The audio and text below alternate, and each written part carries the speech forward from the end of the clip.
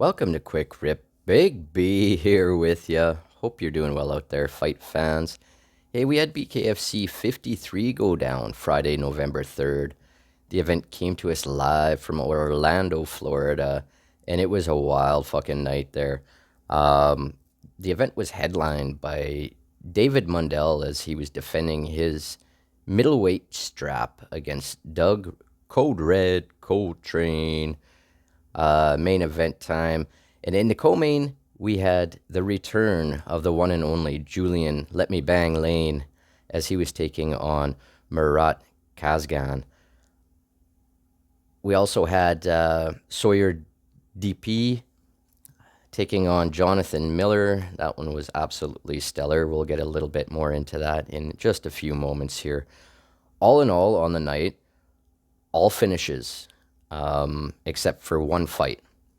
And that fight went to a draw. So it was a stellar night there in Orlando. There's always seems to be something in the air when BKFC hits Florida because there's just always seems to be huge fights or tons of stoppages or both.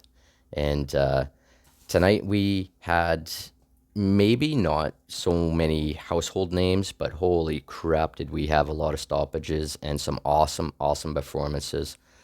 So let's get into it a little bit here. I want to start with the main event. David Mundell defending his middleweight strap against Doug Coltrane. Now this was a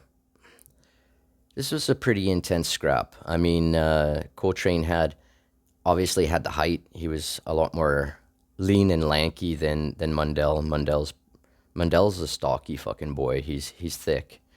In the first round, Coltrane was finding some success. He opened up a cut underneath Mundell's eye, and it looked like it was going to be a problem. Actually, it was a good cut, and the eye was swelling. Second round, Mundell knew it. I mean, his corner gave him some great advice, basically saying like, "What the fuck are you doing? You're in a fight. Go fight." And that's exactly what Mundell did in that second round. He came out, stopped Doug Coltrane by TKO, a buck 23 into the second round, retains his middleweight strap, and after the fight was stopped, I mean, Coltrane was down. He didn't make it for the 10 count. And then he got up, and I have no fucking clue what he was so pissed about. But he was mad. You could hear him swearing and refusing to even fucking acknowledge Mundell. And I don't know what it was. I don't know if he was just that upset, which is very possible. I mean, it was a huge fight for him. And to be stopped in the second round, I'm sure that's not what he had in mind. Eventually, he did calm down, and him and Mundell had a moment there. They kind of gave each other a hug and showed some respect. So that's always nice to see in the end. And what else was nice to see was Mundell shooting his shot here. Post fight interview, he was Mike Perry was in attendance. He was ringside for that one, and Mundell shot a shot and basically said that he wants to fight Mike Perry. I mean, it's no secret that that's a fight that he wants. Now, the cameras didn't even go to Mike Perry, didn't even show him, and he did not come into the ring. I don't know what the fuck. It was weird. It was weird not to even show him on camera, so I don't know what he was doing. Maybe he was doing something they felt they shouldn't show on camera. I have no idea. But honestly, I have a feeling Mike Perry doesn't give a fuck about a championship belt. I mean, he's there for the big fights, big names, big money, big fucking violence, and I don't think David Mundell quite falls into his wheelhouse of what he has in mind and who he wants to fight in the future. And that's no disrespect to Mundell. I mean, look at who Perry's fought and about to fight. You know, You had MVP, Luke Rockhold. Now he's coming up on Eddie Alvarez. I mean, these are huge names in combat sports, specifically more so MMA, but still, uh, David Mundell's not necessarily a household name yet. Um, BKFC fans sure the hell know who he is, and I don't know. I don't know who he's going to face next, but I can almost guarantee it's not going to be Mike Perry.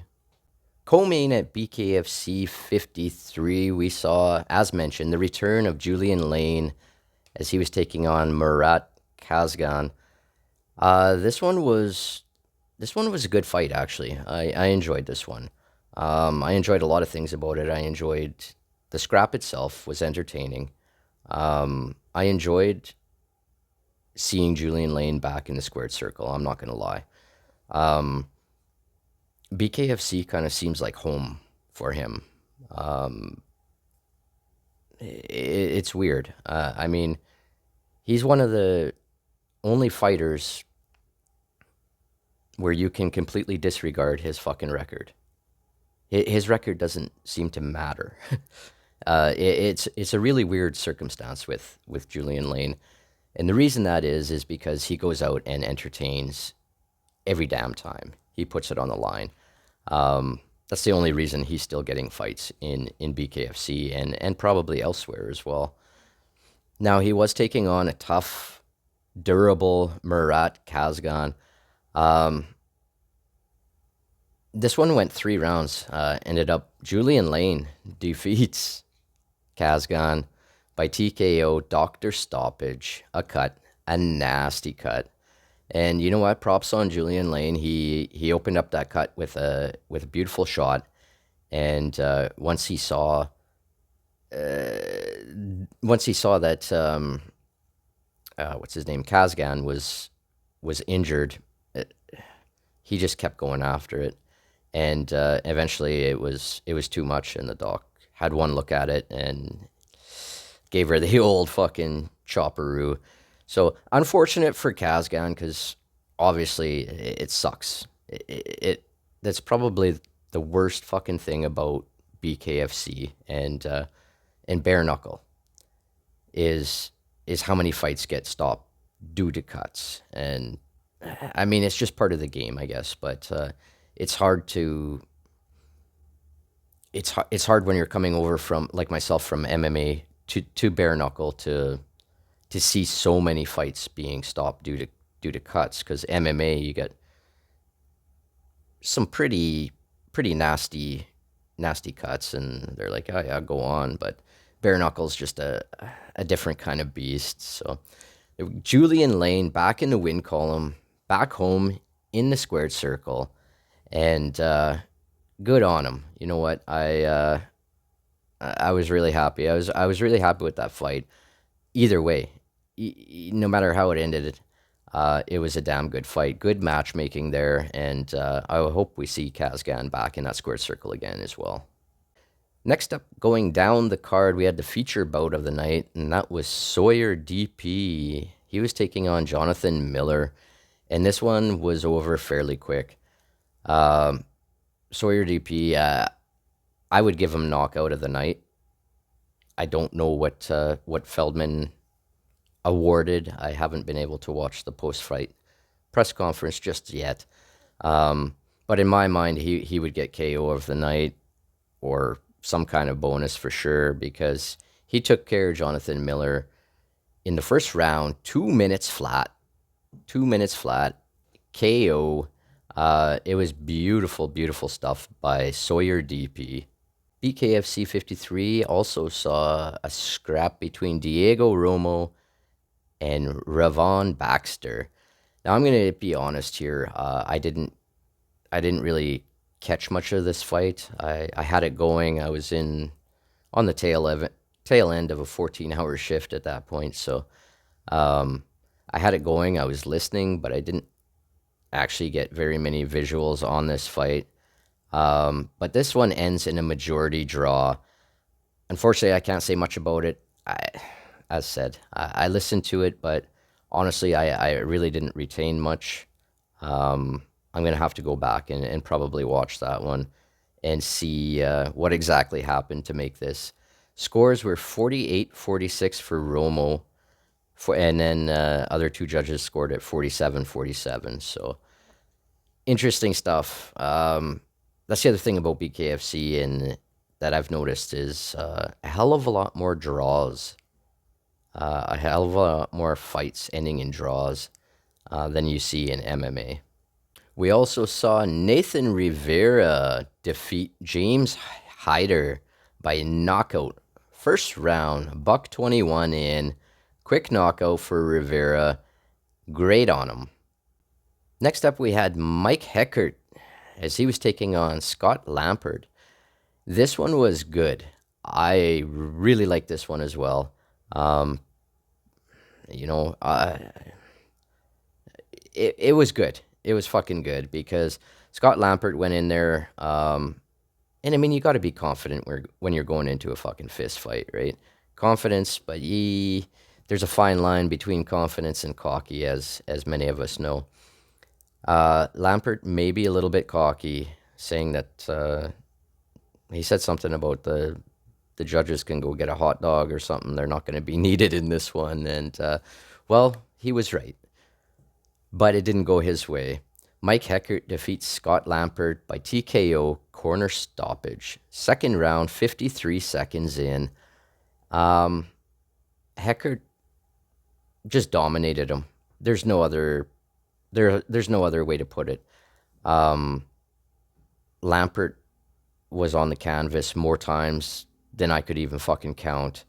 And his corner had said to him in between rounds that basically this continues. You go down again, and we're calling it.